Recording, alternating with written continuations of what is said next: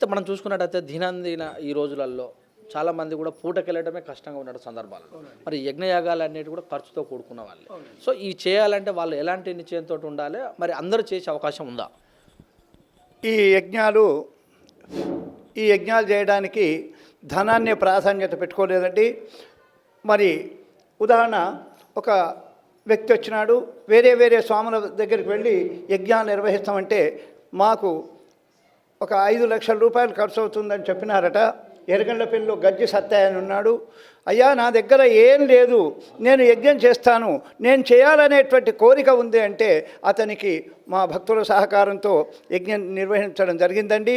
ఇప్పటికి కూడా చెప్తున్నాము, ఎవరైతే యజ్ఞం చేస్తామని సంకల్పం ఉంటుందో వాళ్లకు భోజనానికి పట్టేటువంటి ఎన్ని బియ్యం బట్టని ఇచ్చే దాతలు ఉన్నారండి.